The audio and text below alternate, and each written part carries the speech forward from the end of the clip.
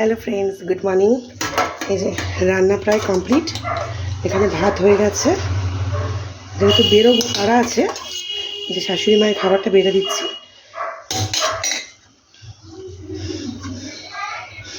এটা শাশুড়ি মায়ের খাবারটা পারছি, উনি বেরোবে যেহেতু।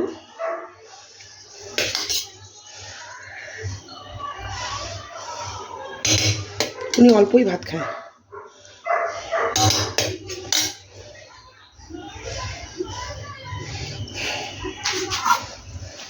যে মাছিগুলো বড্ড জ্বালায়। উনি একটু মাখন খায়, বাটার। একটু বাটার দিয়ে দিলাম ওনার ভাতে, গরম ভাতে। রান্না করেছি ঢ্যাঁড়স পোস্ত।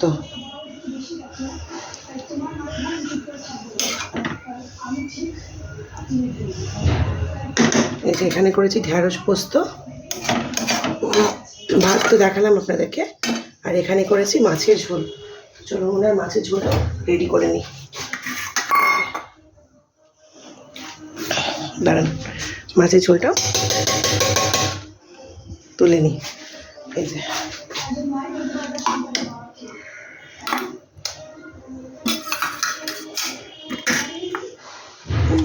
মাছটা বড় পিসটা এটা দিই। এই যে এটা আমার মাছের। এই যে এখানে করেছি ঢ্যাঁড়স পোস্ত, আর এখানে করছি শাশুড়ি মায়ের মাছের ঝোল। এই যে মাছের ঝোলটা তুলে নিয়েছি।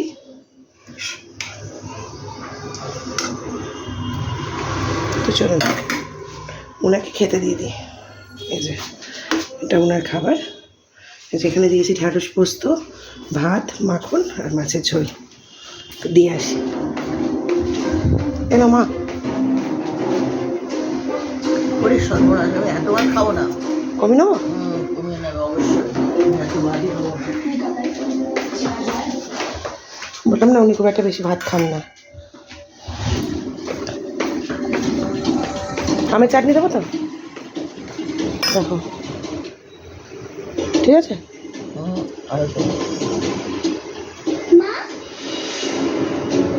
যদি পারো তাহলে নিও, এখানে থাক, ঠিক আছে।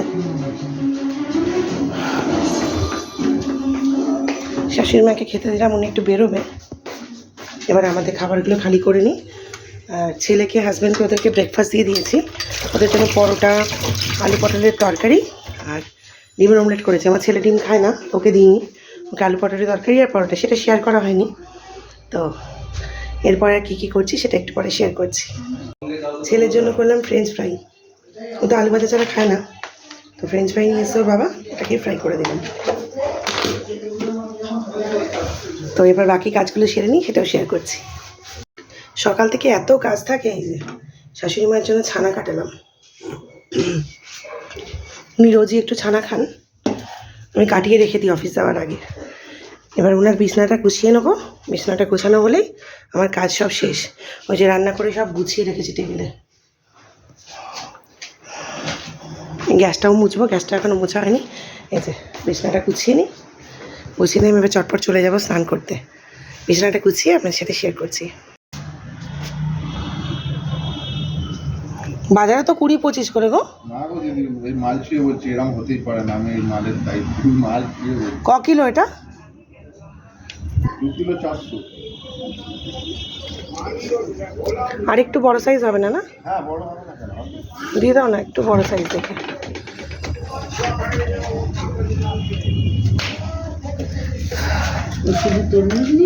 হ্যাঁ, এই গরমকালে তরমুজটা তো খাওয়া ভালো, কিন্তু বেশি খাওয়া আবার খারাপ, কেননা পেট গরম হয়। গ্লুকোজের কাজ করে। কিন্তু বেশি খেলে পেট গরম হয়।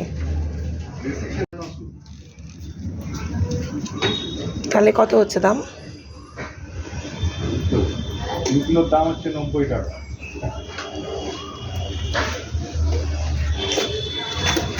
আর কলা কীরকম আছে দেখি? দাদা অল্প কটা আছে, লাস্ট কিলো থাকবে তো দাদা? কাঁঠালি কলা না চাপা কলা এটা? আমি বলছি থাকবে তো? আসবে না মানে ঘরে যেতে না। আপনাকে দেখো, একটু তরমুজ আর কলা কিনলাম। ছেলেকে একটু কলাটা দিই গরমকালে, হাজব্যান্ডকেও দিই। আর একটু তরমুজটা কিনলাম, একটু তরমুজটা খাওয়া ভালো, যেহেতু জল আছে। ছেলে খুব একটা জল খায় না, তবে তরমুজ আবার বেশি খাওয়া ভালো না, পেট গরম হয়, তো ওই মাঝে মাঝে কিনি। তো এবারে বাকি কাজগুলি, যে গ্যাসটা মোছা হয়ে গেছে, এবার ওদিকটা পরিষ্কার করছিলাম, করতে করতে ওই তরমুজওয়ালা এলো বিক্রি করতে, ওই দাদার থেকে তরমুজটা নিলাম। এখানটা পরিষ্কার করে নিই।